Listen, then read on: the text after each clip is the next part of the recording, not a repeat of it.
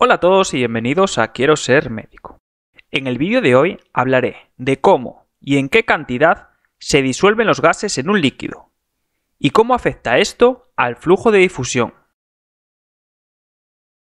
Del mismo modo que el agua se convierte en gas y se mezcla con el aire, también puede suceder lo contrario.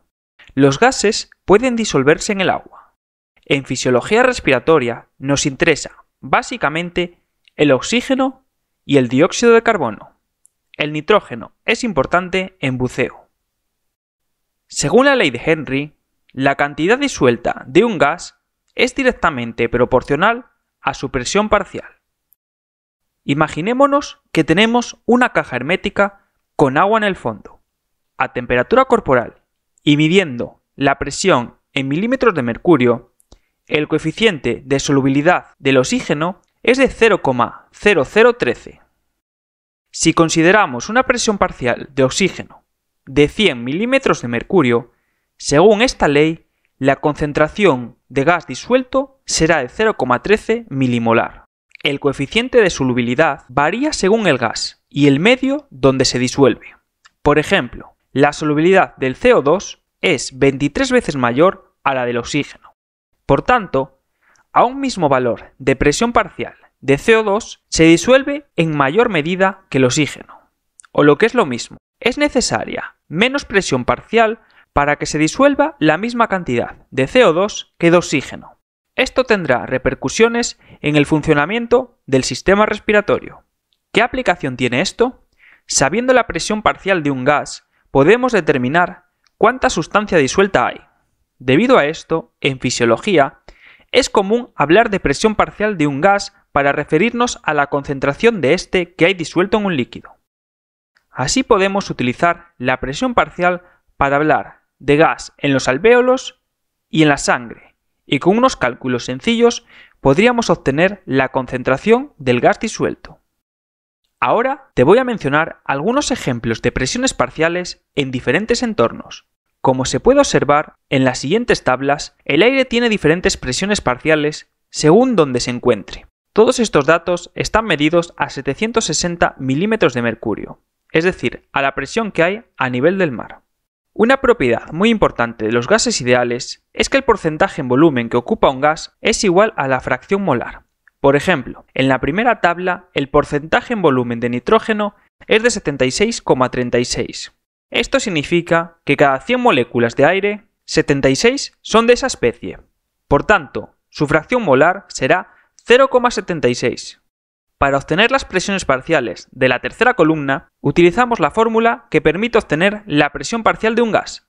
Consideramos como presión total 760 milímetros de mercurio. Esta es la fórmula que permite calcular la fracción molar.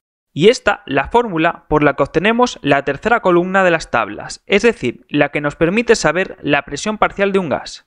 La primera tabla muestra las presiones parciales que se pueden presentar un día típico en muchas regiones del mundo, a 25 grados Celsius y una humedad relativa del 70%, es decir, no saturado de agua. Lógicamente, la humedad relativa puede variar mucho si nos encontramos en un día lluvioso o en un día soleado.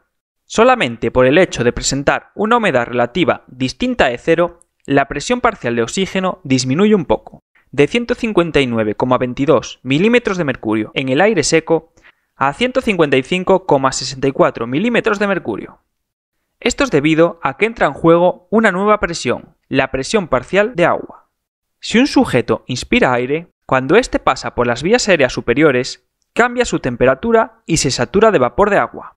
Los valores de presiones parciales son los que se pueden observar en la segunda tabla. Se ve cómo disminuye la presión parcial de oxígeno y aumenta la presión parcial de agua. Esto ocurre porque la muestra se satura de vapor de agua en los bronquios. Este ligero aumento en la presión parcial de agua provoca un ligero descenso en la presión parcial de oxígeno, hasta los 149,37 milímetros de mercurio.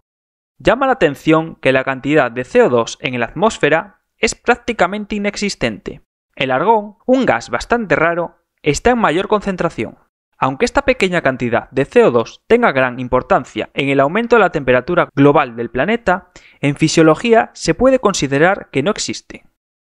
La tercera tabla refleja las presiones parciales de los gases exhalados, lo que da una idea aproximada de cómo está siendo el intercambio de gases, ya que estos gases exhalados reflejan un valor aproximado de la presión parcial de CO2 en el ventrículo derecho y la presión parcial de oxígeno en la aurícula izquierda.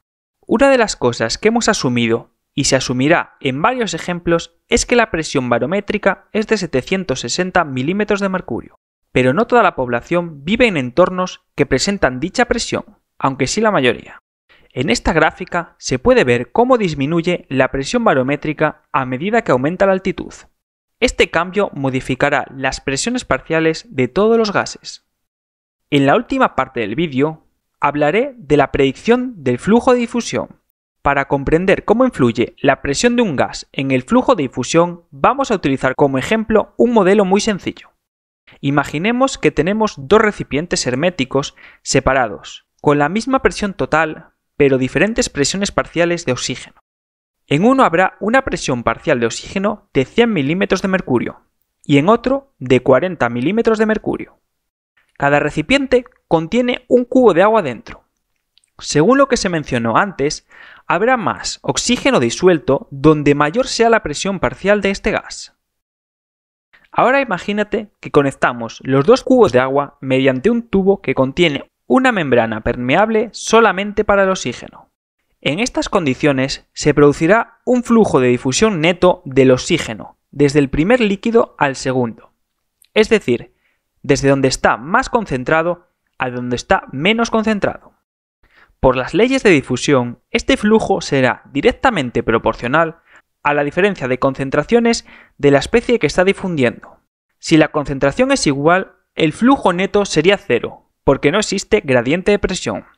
El fenómeno de difusión es probabilístico, es decir, como hay más moléculas de oxígeno disueltas en el cubo a la izquierda, hay más probabilidad de que alguna pase a la derecha, aunque en menor medida también pasan algunas desde la derecha hacia la izquierda.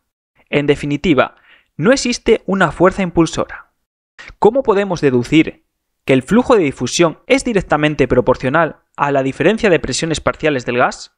Hay que empezar considerando que el flujo de difusión es directamente proporcional a la diferencia de gas disuelto a ambos lados de la membrana. Después hay que sustituir estos términos por la ecuación de la ley de Henry y sacar solubilidad como factor común. Como este es un término constante, se puede eliminar, ya que no afecta a la proporcionalidad. Así es como se deduce que el flujo es directamente proporcional a la diferencia de concentraciones de gas disuelto, o lo que es lo mismo, a la diferencia de presiones parciales de los gases.